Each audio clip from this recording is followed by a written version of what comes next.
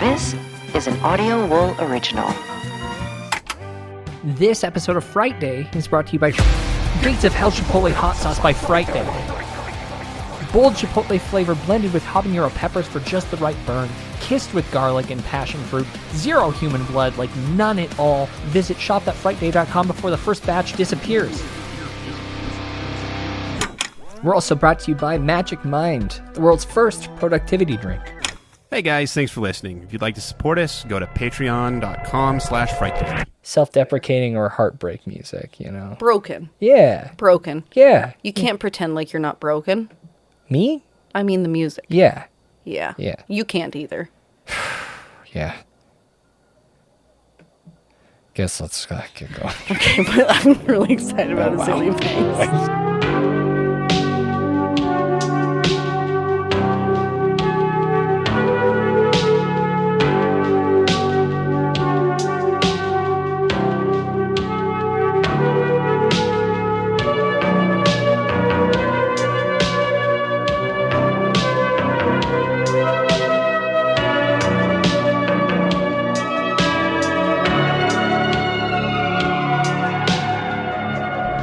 It is Frightday. I'm your host, Byron. Muscle, fat, bones, and blood. Just some of the things that make up our bodies. And although youth may lead you to believe that they're fairly resilient, it doesn't take much to turn one into a corpse. Gunshots, drugs, blood loss, blunt force trauma, misunderstanding.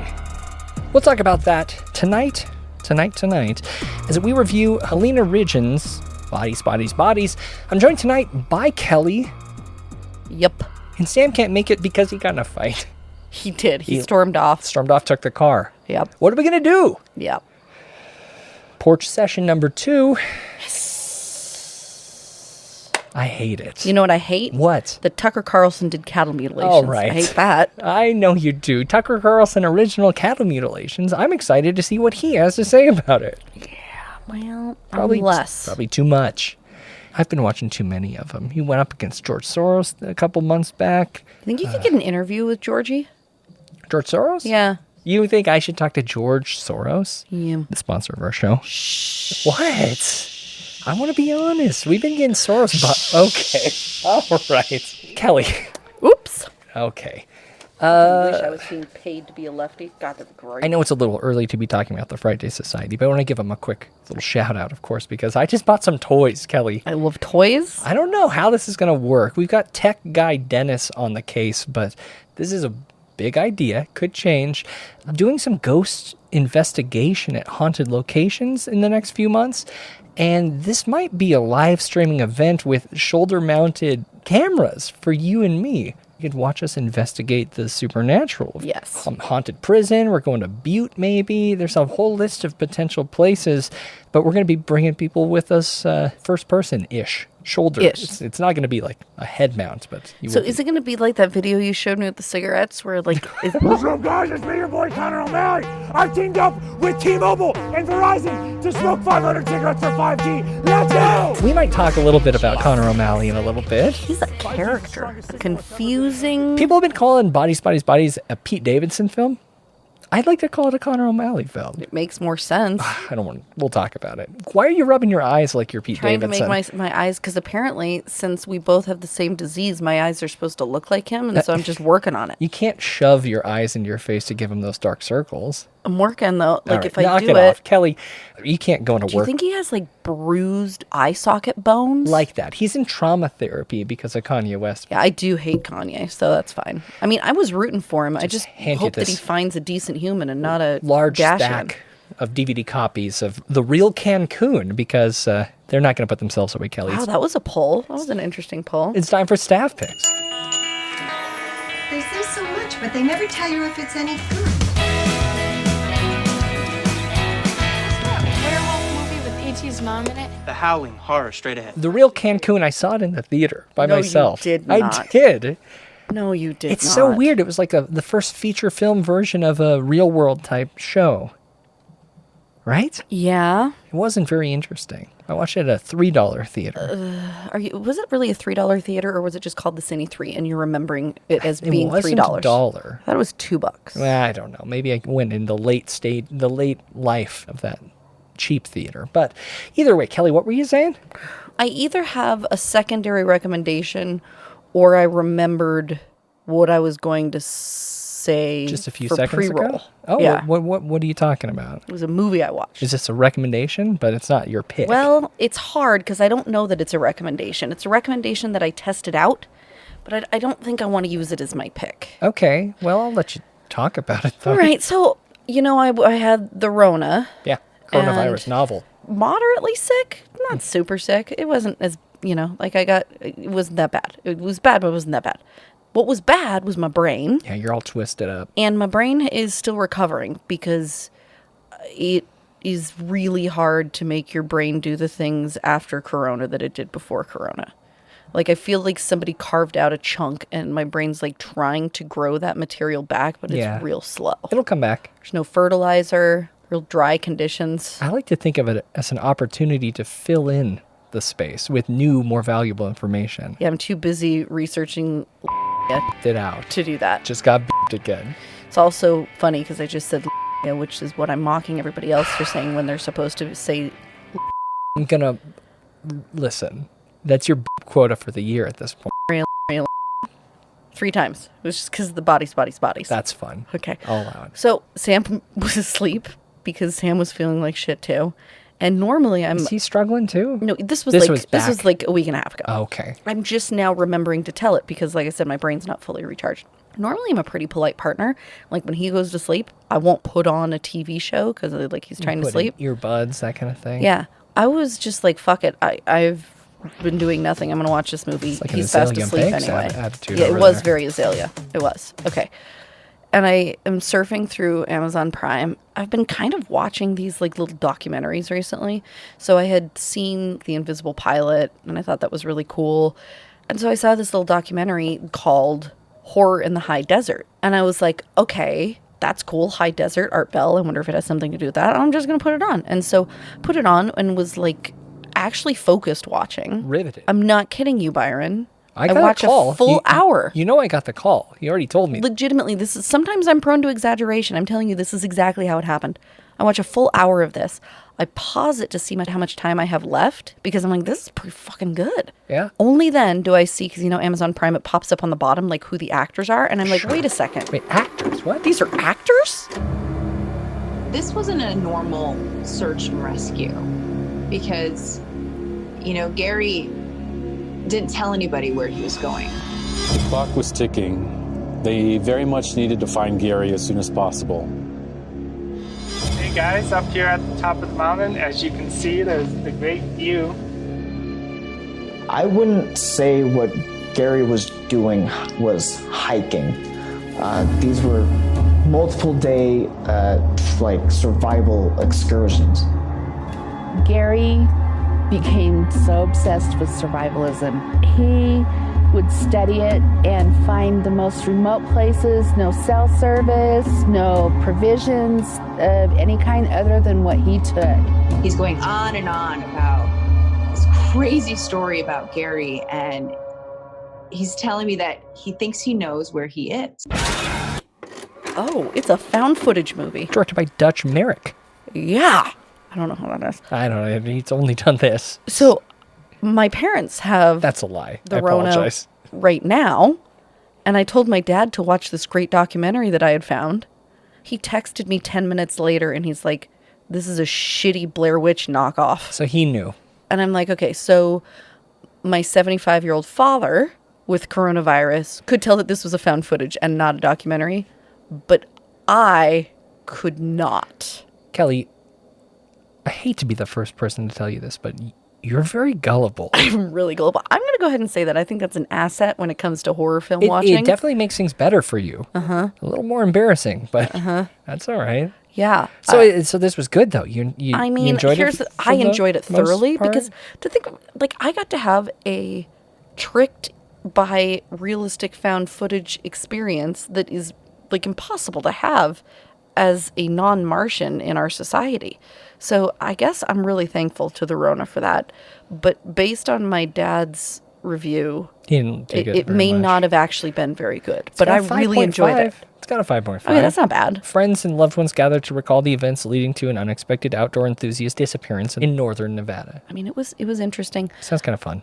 I think I was talking to the writer's room today in our Slack channel. I believe that we've come to the conclusion that found footage is back. Is it? I think is it back? Full circle? It's the new trend of the year. I'm calling it right now. Really? Yeah, I could see it happening. I think I've seen maybe 5 or 6 films in my inbox that were found footage recently. None of them so far spectacular. You should have sent them to me while I was more Rona'd out because I would have enjoyed them, but I'll still watch them. We might get some opportunities to watch some of those pretty soon. But not your recommendation, just something you saw while ill. Yes, Great. but I do have a recommendation. Okay, what would that be? And this recommendation ties into my nerdy perspective on tonight's movie. God. Byron, tonight's movie's been called a slasher by quite a few people. Okay. A less than successful slasher. And I would argue... What do you mean by that? Well, people have said that it's like not a great slasher. As a slasher or as a film? Because it's pretty widely regarded as a... No, I agree. But as a slasher. And to that I say, well, that's because it was never intended to be a slasher. No. This is an Agatha Christie movie. Is what this is. This is a freaking Agatha Christie. That means... updated for today. Byron, I'm going to give you a quick analogy. Does this mean you're going to recommend an Agatha Christie? It sure as fuck does. Jeez. Okay. Right. So here's what you need to know. So I don't know if you're aware of this, Byron, but I don't know who Agatha Christie is. No, you're kidding me. I'm sorry. Okay, Agatha Christie is the most famous murder mystery writer, literally of all time. Is she the lady from Murder, She Wrote? No, that is Angela Lansbury. Uh-huh. Fucking shit. Okay, Byron? Yeah. You saw the movie Clueless, right? Oof, no, I am part of it. Okay. Clueless was an adaptation of a Jane Austen book. That's I don't know if you interesting. knew that. I didn't know Okay, it was an adaptation of Emma. Tonight, we're going to talk about a movie that is exactly the same approach, just to an Agatha Christie format. And please don't make this movie lame. No, just trust me. You need to trust me. It's great. It's what makes it amazing. Okay? Okay. You can enjoy it without knowing that connection, but for the nerds out there like me... But the problem is it might make it worse for me. Well, tough shit. So tonight, I'm going to recommend a movie that unfortunately got pushed off the shelves by a cannibalistic actor. I actually think it was pretty fucking good. Death on the Nile is the movie that I am going to recommend. I hate this podcast. Just period. Okay, so Death on the Nile was a Agatha Christie book starring her recurring mystery solver, Hercule Poirot, and it has Kenneth Branagh. What did you recommend last episode? I don't fucking remember. I don't remember what I ate 3 hours ago. But it most certainly wasn't a horror film, and you continue to do this. This has Tom Bateman, Kenneth Branagh, Annette Bening. You're going to try and tell me you don't know who that is either, aren't you? Yeah. Russell Brand. Or if you? Oh wait, you're talking about the current. The current one. So this is even worse. Isn't there an old movie, Death on the Nile? Yes, this is the new one. I'm talking about the new one. This is why I said it got pushed off the shelves by a cannibalistic actor. I see what you're saying. To the best of my knowledge, there was no cannibalistic actor in the original. To your knowledge. To my knowledge. Yeah. This movie was really fun, and it's all about... Are we going to say Armie Hammer yet? Armie Hammer. Yeah. Is in it. And he ruined it for everyone because he's the lead in it, and therefore, when the world fell apart at the seams regarding Armie Hammer, was your last week's movie an Armie Hammer movie as well?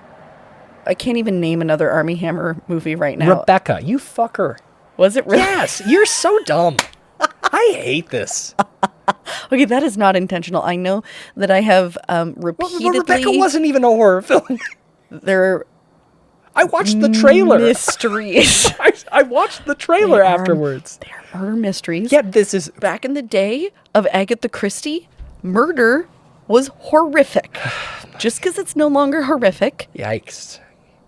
Fuck! Just Everyone, let me sound finish. off in the comments. Just let me finish, please. At Kelly Frightday. I'm not defending Armie Hammer, just for the record. but- I know that I have made some comments about Johnny Depp that have probably upset some people. I'm just making it really clear that I'm not following the same road with Armie. That's Byron's mission. I'm defending horror by saying this is bullshit. Okay. But I will, obviously continue. Okay. Oof.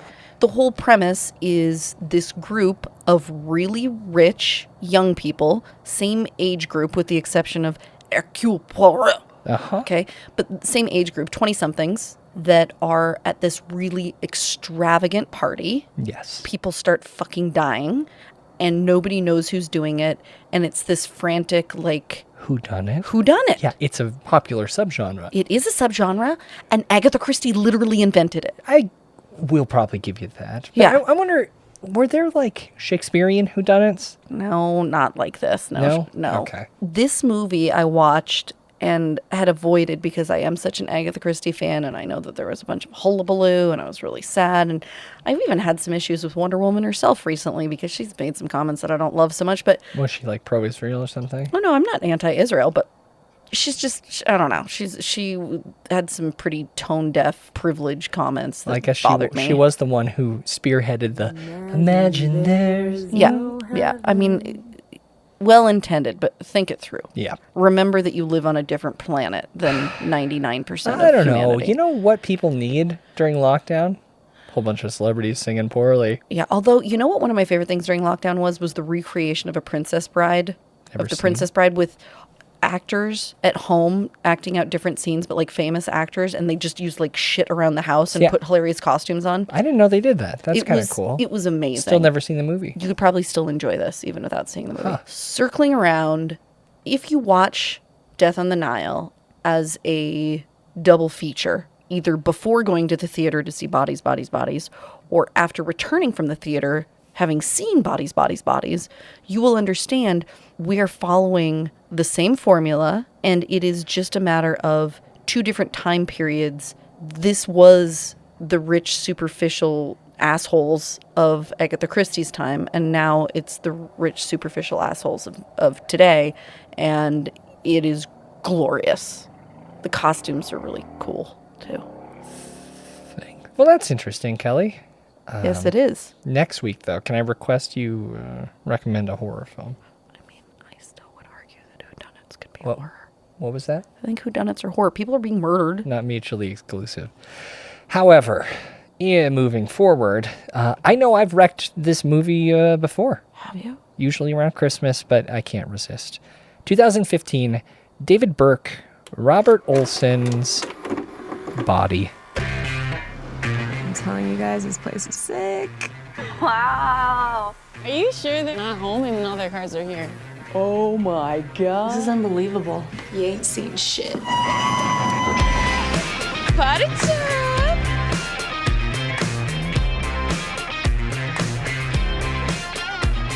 Hey, Callie. Why are all the photos in here of Asian people? Okay, the jig is up. This isn't my uncle's house. What was that? Run. Hey, what's going on here? I got this. Singular. Yeah, just one. Body revolves around a trio of college co-eds whose dalliance with breaking and entering goes horribly awry. Sneaking off to a secluded mansion to party, the young girls are faced... You need to leave. Faced with dire choices after they unexpectedly encounter the property's groundskeeper. Following a freak accident, the girls find themselves entangled in a Hitchcockian nightmare steeped in tension, suspicion, double-crossing, and murder where no one is to be trusted, and a new twist lies around every corner. You remember Body. We covered it back in episode 55, along with the Aztec UFO incidents. I caught it at the Stanley Film Festival. I don't think you and Sam were sleeping in that day. It might have been one of the last movies I saw. Shit, sorry. You remember Body, though? Oscilloscope put it out. No. Helen Rogers, do you know who she is? Type her in your little computer box over there. Helen Rogers? Helen Rogers. Great small cast. She's the lead. You would know her from VHS in The Sick Thing That Happened to Emily when she was younger. That sounds like a depressing flick. She was also in 24 Exposures, The Sacrament. She's very much a part of the mumble gore thing. What, it's too hot for you? It's too hot for a sweatshirt. You're wearing a fucking wool sweater. It is a cardigan. A cardigan is a brand of sweater. I can draw you a Venn diagram. Let's try. I'm in the clothing industry. I apologize for Okay. that. Yeah. Alexandria Tertian, Lauren Molina. Did a bug fly in your face there? Yes, This is getting weird. This is off the rails, Kelly. I'm very sorry. And of course, an explosive performance from Larry Fessenden. I don't know why I haven't watched any of this director's other stuff, because he did Stakeland 2, The Stakelander. I don't know why you wouldn't put that at the top of your list. Stakeland. I have no fucking clue why Remember that wouldn't be just Stakeland? like, zip, do that one before you do anything else, for sure. It's a pretty solid series, Kelly. Lord love a duck. Villains in 2019. I remember Body now. Yeah, it was a great film. It was pretty good. Fun twist. You can didn't see how mind it. it's kind of a little bit like this similar vibe, I guess. I guess. Villains. Did you see that 2019? It starred Bill Skarsgård and Micah Monroe. Yeah, it was like the poor man's Natural Born Killers. Kind of. Yeah. With a bit of a B&E twist. Yep. I haven't seen it, but they have an upcoming film called Significant Other that follows a young couple who take a remote backpacking trip through the Pacific Northwest and face sinister events, leading them to realize that everything about the place is not as it seems. It's a horror sci-fi film that comes out in October, so I think you're going to be into that thing. Anyway, Body. Body. I probably recommended this 3 times. You did a whole episode about it. Three but times. I apologize. This is a must-watch, or we can't be friends. Okay. But before we lock up, I'd like to take a second to welcome and initiate some new members into the Frightday Society. Yes. Of course, you can do that by going to cult.frightday.com for only $6.66 a month. Get all kinds of stuff. Caitlin M.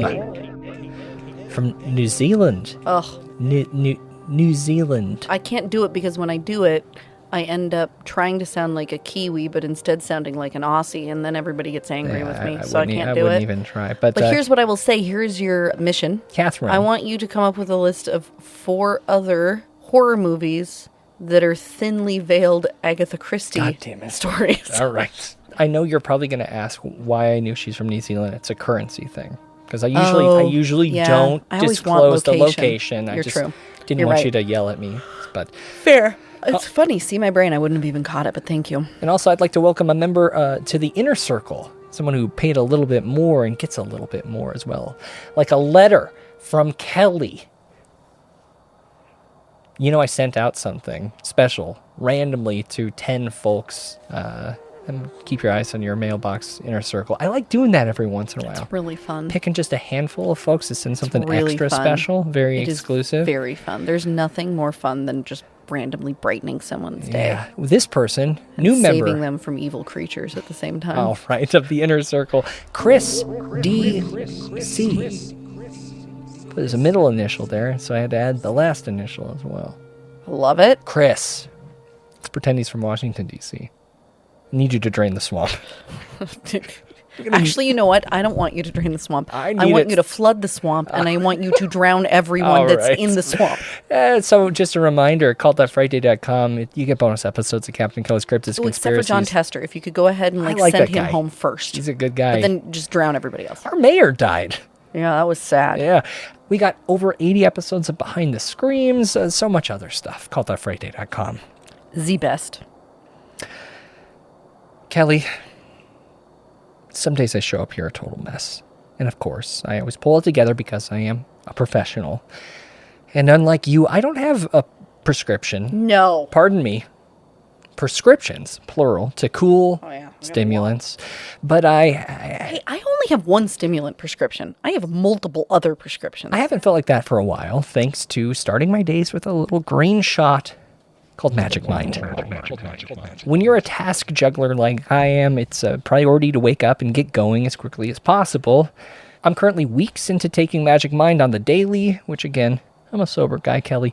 It is fun to take a shot every once in a while. See, I am not sober, and I do not like shots. You probably experienced some shots in your youth. I did. I didn't get to do that. I did this thing called a cherry bomb, which I realize is another drink, but I would have the bartender pour me a big old thing of Sprite and a shot glass of grenadine, and I kind of like a Jaeger bomb. I drop the shot glass of grenadine in there. And it's a Shirley bomb. Kinda, but I like calling it cherry bomb. Yeah, I mean, it's a temple. Listen, guys, I feel wonderful. More energy, sharper.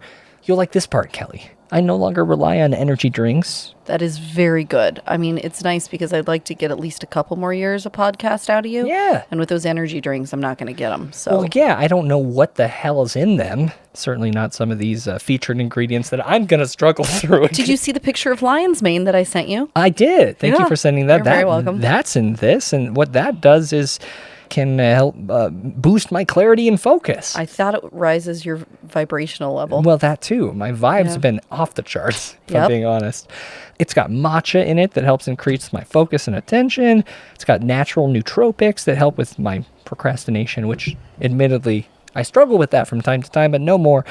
Yeah, ashwagandha. You've been a Gandha girl forever. Yeah, I know lots of people that use it. I've used it off and on, and it is great. Really feeling my brain lately, and if you're struggling with focus, energy, or creativity, I think that this could help you out too.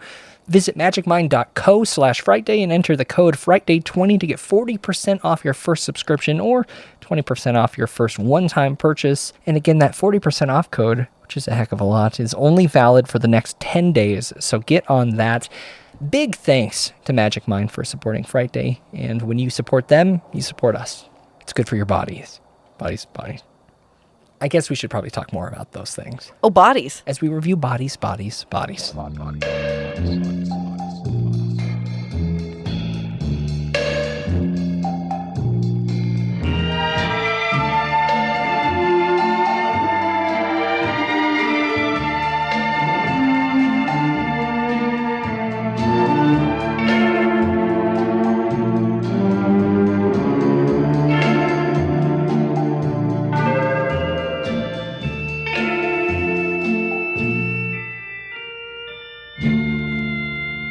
We hope you're enjoying your visit here this evening. Now, on with the show. Bodies.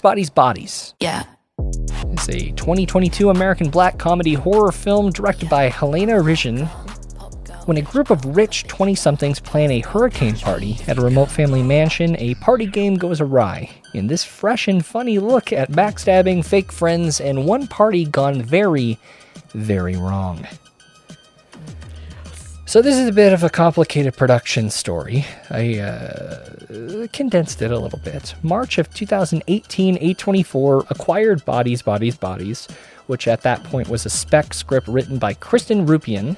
In September of 2019, it was announced that Chloe Acuna would direct and rewrite the film, and you would recognize her name from just a few weeks ago when we covered a film of hers called Watcher. It was a good one. It was. April 2021, it was announced that Amanda Steinberg and Maria Bakalova had joined the cast of the film. Pete Davidson and Mila Harold were in talks to join the cast, and Halina was now set to direct the film. So she is a Dutch actor, writer, and film director, primarily an actor, at least up to this point, trained at the Maastricht Academy of Dramatic Arts. She's got 68 credits on IMDb going back to 1993. You did a bit of a dive on her. Yeah, I mean, a little bit. I think there's a lot more to learn about her, which I hopefully will have the chance to do when we cover more movies that she makes. But she worked for a really long time with a stage director, starred in a series of plays that he directed that were... You can say it, Armie Hammer. No, but controversial. Oh. Because he has been called misogynistic. And certainly some of the stories that she was a part of were degrading roles, but like her assertion is this is how society treats women in many cases, so why wouldn't we put it on stage? Like, why do we want to pretend like this doesn't happen? I don't know about going to bat for that, but I can recognize that as a reason. Yeah. And I mean, her exact quote, of course we are still living in societies where women are oppressed, so why lie about it? Put it on the stage instead. So I think it's her, whatever, I don't know that I could, because I have no familiarity with the director himself. Van Hove is his name. Okay. And he could be a complete asshole. I have no idea. But I think the fact that the acting that she did was very clearly driven by a different motive is interesting. And I also think it plays heavily into the way that women are represented in this movie. I was going to say, I think it's there's definitely a lot affected to unpack with. Even her approach on Gen Z as a whole. Yes. Yeah, which we'll talk about it. 2019, she directed something called Instinct, which, I mean, this, I guess, goes further into her approach. In spite of her expertise and experience, a seasoned psychologist is completely infatuated by a sex offender she's treating in a penal institution. Oh. She also did a short called For the Birds after that. And then here we are with Bodies, Bodies, Bodies. And another fun thing just to throw out there, one of the stories or one of the plays that she acted in was referenced significantly over and over again in the movie, Hedda Gabler. And you keep hearing them mention Hedda because Emma, who plays the actress in the movie, had played Hedda, the lead, which was a character that the director herself played. That's so funny. Yeah. What a small, subtle thing to throw in there. It is. Yeah, it's pretty cool. May of 2021, Lee Pace, Rachel Sennett, Chase Wonders, and Connor O'Malley joined the cast of the film. Weird. Yeah, with Davidson and Harold confirmed to star. So principal photography began later that month. Disaster Piece did the score. Oh, that makes perfect sense. Yeah, amazing. Of course they did. And this is, I think I've seen this movie 3 times. Except they didn't do the Azalea Banks song. No, and Charlie XCX did do a song for the end credits called Hot Girl. Pop girl, rich girl, I'm a bitch girl. False girl, catch me if you can, girl. You a swerve girl, who the fuck are you, girl? You just wanna be me. I'm a big fan of Charlie. Pop 2, How I'm Feeling Now. Not so much this Crash era stuff. Her last record isn't really my thing. No, not your thing. No, it was kind of her attempt at mainstream Gaga-esque big pop music. Production heavy.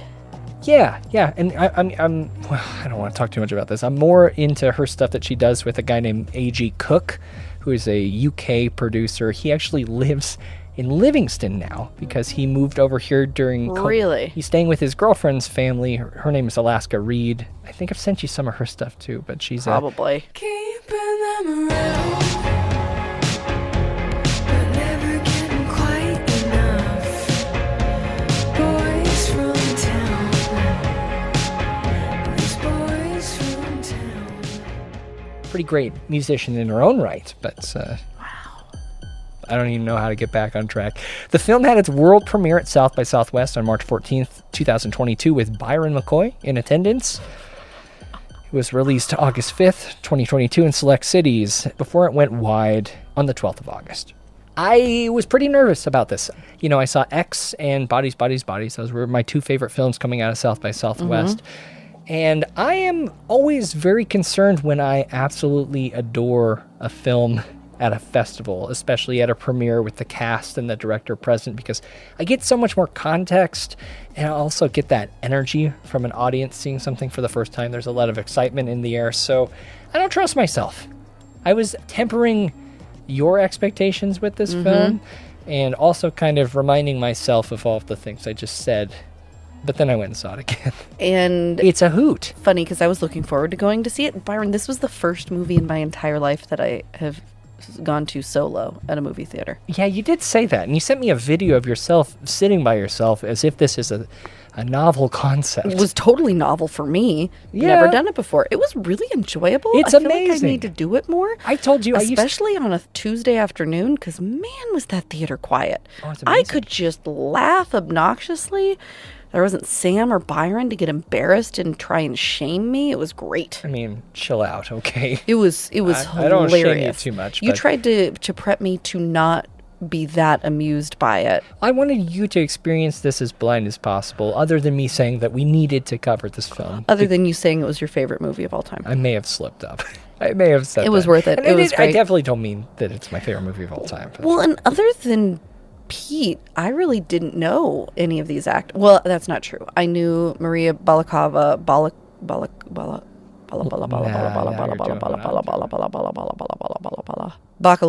I knew Maria Bakalova from Borat, of course. Borat, subsequent movie film. Yeah, it's his daughter. But other than that, I had no expectation with any of the cast, and they were freaking awesome. Yeah, it's a huge ensemble. I don't know how...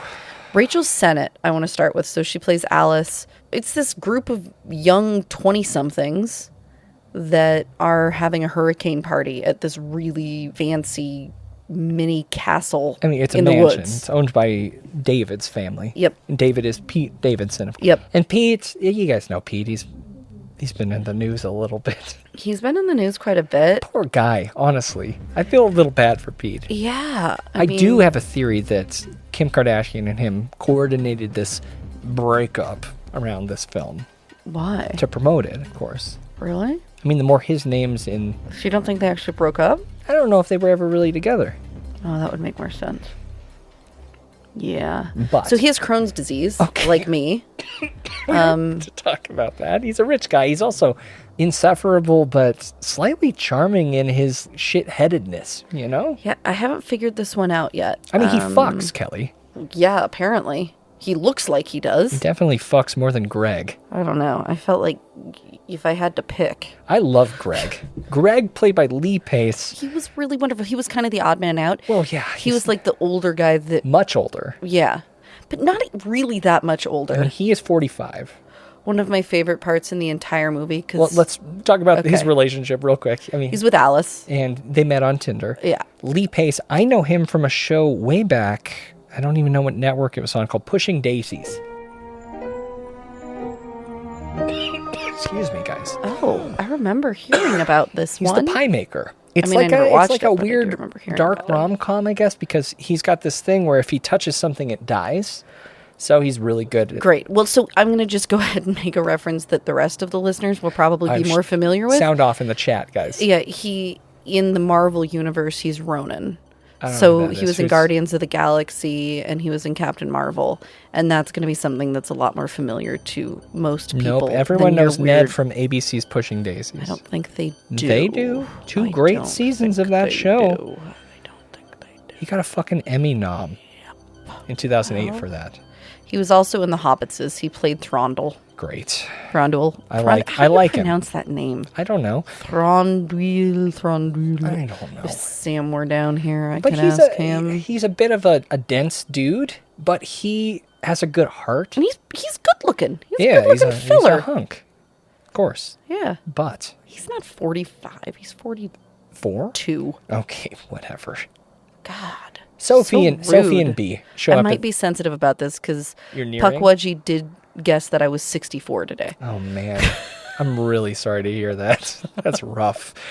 Sophie and B show up to this hurricane party. Sophie, played by Amanda Steinberg. You didn't love her in this as much as I did. I loved her in this. I loved all of them in this. I mean, her breakthrough was playing Rue in the Hunger Games. Fairly prolific. Yeah, at the this Hunger point. Games are not my thing. So So strange, the touchstones that we have. Yeah. Because I've seen them all. I've seen those Hunger Game movies. But she also was in The Hate You Give, which embarrassingly I still haven't seen. Really? That's one that I don't know what that is. That is an embarrassment that I have not seen that. But she was in Sleepy Hollow. I think that's what I actually recognize her from. Sophie and B, fresh couple. B, played by Maria. Balaclava. Yes, of course. They show up to this party, fresh relationship. Bakalova. You got it. Balaclava. Isn't that like the mask thing? No, I it's a think weapon. Bakalova. I thought You're a talking balaclava. about babushka. No, a balaclava. Now I'm looking it up. I'm pretty sure balaclava is like the face thing. We've got a lot of ground to cover for the characters. Yes. So Balaclava helmet or ski mask. It is a ski mask. That's a balaclava. I win. Great. B. She was great. Shy, nervous. Nervous. Eastern Attended European. Utah State. Sure did. Works at GameStop. Diving head first into this friend group. Yeah, although we get a little interesting preview. Things are clearly hot and heavy between Sophie and B. Sure. But Sophie has just said, I love you, and B did not say it back on the way up to the weekend. And that's tough. Yeah, it is rough. Although Sophie doesn't seem shook by it. She's definitely got some Azalea Banks energy to her. Okay. I was going to say Sophie's, recovering addict. Yep. And obviously has a past of being a bit of a selfish person. Well, that unravels a little bit more as things go, but she has caused some serious trauma to her friends. Yeah. Who aren't one could say. fantastic. Yeah. As the night goes on, they really enjoy themselves. Yeah. Booze. Yes. Drugs. So this is where I felt like Party games. my ultimate description of this movie, spoiler alert, is And Then There Were None, which will mean nothing to you. That's the Agatha Christie book. Yeah. It's a mix between that, Euphoria, and I- Clueless. Because it's funny. Euphoria is not funny. This is funny. Did you see Euphoria yet? No, but it's too grim. I can't do knew it. that this film would do well because of Euphoria. Yeah. This is like the most Gen Z ensemble, for the lack of a better term, slasher whodunit. Yes. That has been attempted so far. Yes. I mean, the dialogue, which it was incredibly sharp. So sharp. And so current. Yes. And also really self-critical. Yeah. Which is cool. Because, and I think you pointed this out, Byron, clearly it picks up speed and weight as the movie goes on. Yeah. There are teeny tiny little crumbs always about mocking this generation, but those crumbs become much more persistent and heavy as the movie goes on. Yeah. And it is hilarious, but it's not, I mean, it's mocking. I read some remember the review that said it's mocking cancel culture, and I guess sure, a little to bit. some degree it is. But honestly, a little bit of cancel culture is mockable. Exactly, it's like, not. Well, you could go to a worse version of this. The new Texas Chainsaw Massacre movie. Yes, it was just mean. You know, like the people on the bus saying, yeah, try it, bro, we'll cancel you by like holding up these camera phones. And it was just stupid. Like, yeah, this was much more believable. Why is it different though? Because I like personally, tonally, but they're doing it in a way that like I don't even think a lot of people. If you think about the movie overall, clearly the movie isn't mocking like gay relationships. In fact, it's normalizing them. It doesn't even. It's not even like a major line. Yeah, like it's just what's happening. And I think establishing that and other elements like even the way in which people rise to defend Emma when David is really pretty abusive towards her. Yeah. I think there are a lot of very serious messages of progression. Like she's like, you're gaslighting me. Right. Kind of a valid criticism, but in the same way, it was like... And I think that the movie does a good job of making clear that they aren't mocking the underlying need for a lot of these things, but they're mocking the virtue signaling that you see in many cases of people, which is exactly what this movie is laying out, I think. I mean, things come to a head. They're having a lot of fun. And then they decide to play this game very similar to Werewolf called Bodies, Bodies, Bodies. So similar, in fact, that poor Greg mistakes it and calls it Werewolf. Greg's a fucking idiot, right? I love Greg. I do too. Greg reminded me a little bit of Sam, though Sam would never go to a party with people. Sure. He had a go bag and he had a knife and Greg he had a did. map. Yeah. And I'm like, I could see Sam having the go bag and everybody thinking he was the murderer. So David gets a little ticked Yeah. at his partner and, I mean, has a fucking full-blown floor baby freak out. Smashes the vase above the fireplace. And He's just being a dick to her. He's being sucks. really rude. He is not a good guy in this movie. I don't know if this is like that other movie where that awful girl was playing who she really is in real life. If like Pete Davidson is playing who he is in real life. I think Dave's a better guy than that. But I also think it's time for us to... Are we dead giveaway? Absolutely. It's time for dead giveaways.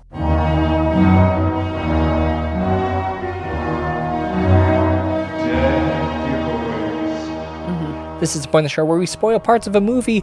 If you don't want that to happen, and I would recommend you go watch this film before you continue on with this podcast. We're going to be brief and not go all the way in, but consider watching Bodies, Bodies, Bodies in theaters before continuing in this podcast. Mm-hmm. David storms off. The game kind of continues. Hold on, one more thing before you continue too far. Yes. Emma, David's abused girlfriend. Yeah, I love her. Do you know where you've seen her before? I saw her in March of 2022 in person. Daniel isn't real. Interesting. Wouldn't have thought that. Daniel isn't real. And she went to Harvard Film School. Wow. Yeah. Really great, though. I kind of liked most of the characters. She was a complicated character. I thought she did a really great job with it. Yeah, I liked it a lot.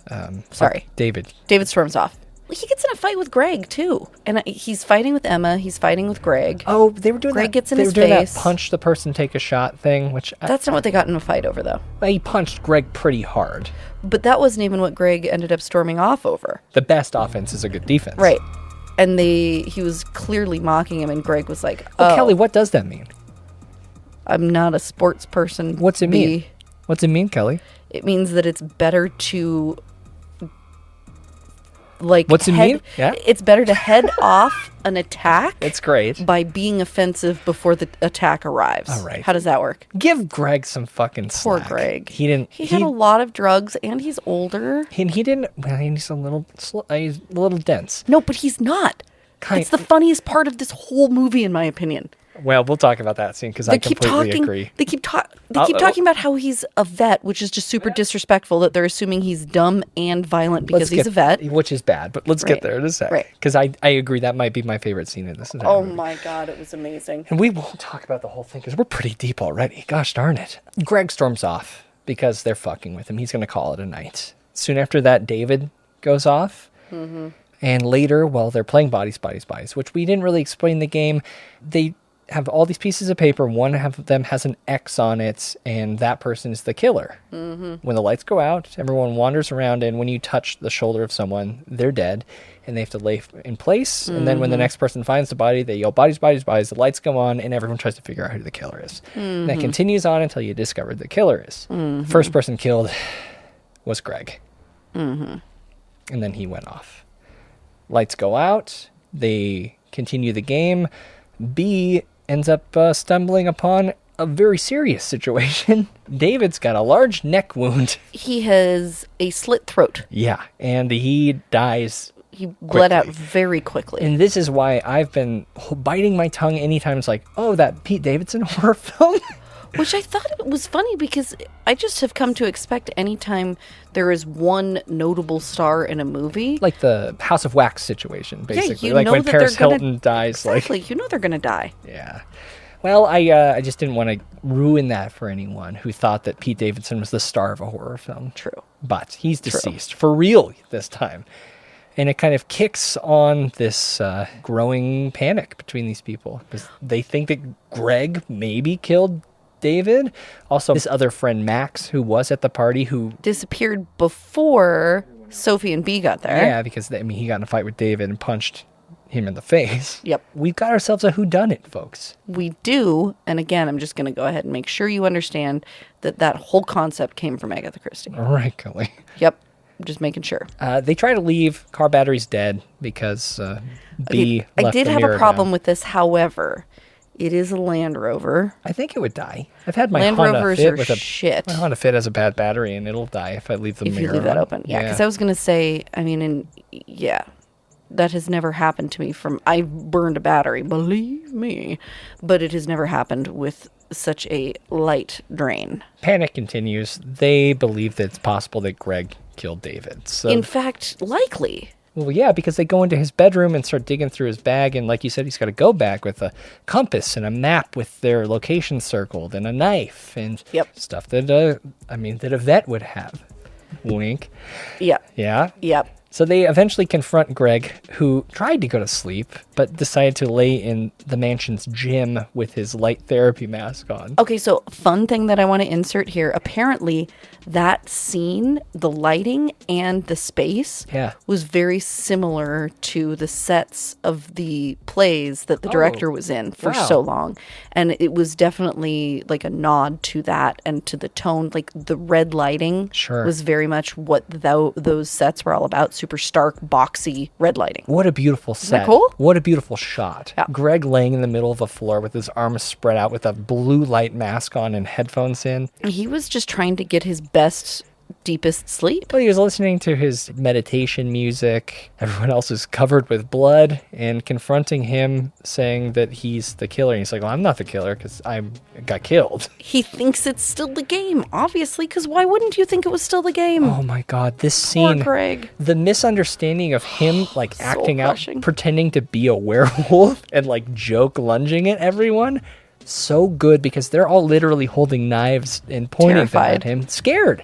He's like, no, look, I'm a cool kid too. Look, I can play the cool kid game. Funniest fucking scene in this entire movie. Yeah, to so me, good. Okay, so the funniest scene for me wasn't even that. The funniest scene for me comes after that when they're screaming that, why he was a veteran, he was in the military, obviously it was him. And Alice says, what the fuck are you talking about? He wasn't in the military. And they're like, you said he was a vet. And it turns out he was a veterinarian. Yeah. He wasn't an idiot. Well, you can be stupid and be a veterinarian. Oh, no. Vet school is hard. You can be technically good, but not socially smart. Oh, well, I mean, yeah, that's true for anything. But he was a smart man. vet school is like med school. It's I know. hard as I'm very shit. familiar. Yeah. And I would like to introduce the hashtag justice for Greg at this point. I do love Greg. He really got the raw end of the deal. And I think he's Incredible pretty performance spectacular. in that last sequence is one of my favorites. Yeah. We don't really need to talk about the rest of the movie. We could talk about the larger themes. We already introduced the Gen Z and like the elements of like common vernacular personal problems. We discussed gaslighting, but also like, I don't know what else we need to really get into. Ableism, body dysmorphia. Body dysmorphia. All of these things, they aren't mocking those issues. It is clear that those issues are real. Yeah. But they're mocking the ways... Podcasting. Yeah, which that was amazing. That was a great I cannot sequence. wait to watch this with Sam for that scene. Oh, it's great. They're mocking the ways in which those concepts are almost appropriated by this generation, I think. Yeah. Like, they're not mocking the idea that people have body dysmorphia. Like, this isn't the scary of 61st. No. This is mocking people who are commandeering that concept as a way to get attention, try to relate to people who are dealing with larger issues, et cetera, et cetera. This is a genius script. It is brilliant. I absolutely adore it. I think it was handled incredibly well. And cast was great. And one of the things that I forgot to mention is the way it's lit. Considering most of it happens in the dark, they're using cell phone flashlights as well as white front-facing light.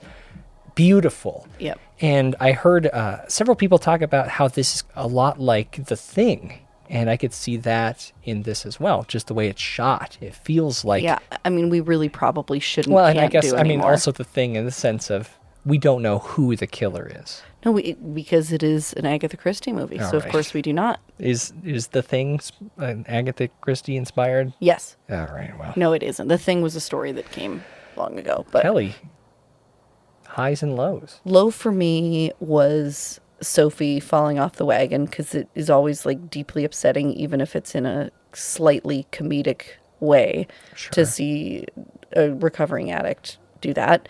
High, either the very end, which we're not going to say. Yeah, that's my high too. Or the veterinarian. That's very funny. I mean, it was so funny. It was so funny. I'm just going to piggyback on your high. I think the big reveal, I worry that a lot of people are going to feel like this doesn't have rewatchability. Oh, interesting. Yeah. It's still fun. Oh, I'm ready to go see it now. My low is the fact that I've never been invited to a hurricane party. Yeah, me neither. It's really sad. Okay. I know we don't have hurricanes. We could have like one of the where you get snowed in party. Yeah. That could be something. Open invitation for invitations. Final thoughts, Kelly. Byron, I love opportunities for us to agree with each other so completely. I hate this. This movie made me very happy.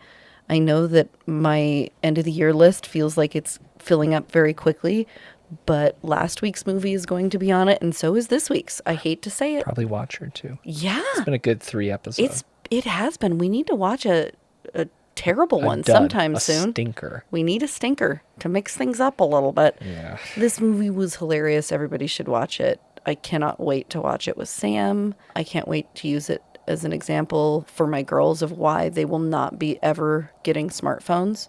Sure. And I give Bodies 9.0 luxury bathrobes. Yeah, turns out the premiere glow of this film didn't affect my feelings. It was just good. It's delightful, sharp, mean script. The moments of tension, I feel like they snuck up on me, which was really cool considering it's such a funny movie, but when they need it to be scary, they know how to handle it. A solid ensemble, looked incredible, soundtrack was awesome. I can't. Celia Banks. Well, come on, Charlie XCX and everything disaster piece has ever done. True, that's fair. For all those reasons, I give Bodies 9.1 bars of Xanax. It's a lot. I don't think I've ever taken a Xanax. I Isn't that haven't funny? either. Might be too many, but Feels like a lot. Those are our thoughts on Bodies, which is available now in theaters. Once you've seen it, let us know what you think. Reach out to us on social media at Frightday on Twitter and Instagram. Leave us a comment below this episode's show notes at frightday.com, or send us an email, contact@frightday.com, or we can have a discussion about it in the Facebook group, facebook.com/group/Frightday, or in the Discord server, discord.frightday.com. And if you like our show and want to help us make it even better, grab something spooky at shop.frightday.com. It's back to school time. Time to freak out your classmates. Freak them out. It's not scary. Who am I kidding? But it's great. Conversation piece. Heck to the yeah. And we're wrapping up. But if you want more, you could always join the Frightday Society at cult.frightday.com. A bonus episode every week. There's over 80 right now of Behind the Screams, which of course is the show behind the show. Bonus episodes of Kelly's Cryptids and Conspiracies, Byron Serial Corner, The Writer's Room, which is rumored to be coming back, Toast to Toast PM with Wine Kelly, Cinema Autopsy, the first 10 episodes, you get all of those. Remember, members get early access to new products as well as members-only items and 15% off everything. Kelly. Yo. Do you want to announce what we're doing next? You've been working on a series for a while now. Prepare for an extended visit to Lemuria. You thought Pangea was cool? You thought Atlantis was cool. You want to know what Lemuria is? Missing continent dreamed up by scientists. By scientists, Byron. You are a fucking loser. This is going to be my revenge against all of you scientists out there that are always naysaying everything I do. Get ready. We've got treasures. We've got aliens, cults. Great. There's everything and more. We've got Lemuria coming up soon. Yes. So until then, though, Kelly, where are you going to be? You can find me at Kelly Frightday on Twitter, or you can email me, kelly@frightday.com. And I'm at Byron McKoy on Twitter and Instagram. Byron@frightday.com is my email address. And until next Frightday, I'm Byron. Kelly is me. Just play Pictionary. Catan? What? Settlers of Catan? And stay scared.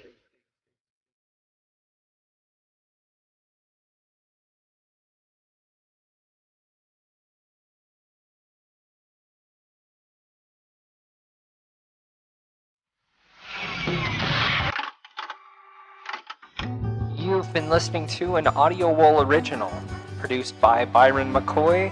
Theme music provided by Cemeteries. For more programs like this, visit audiowool.co.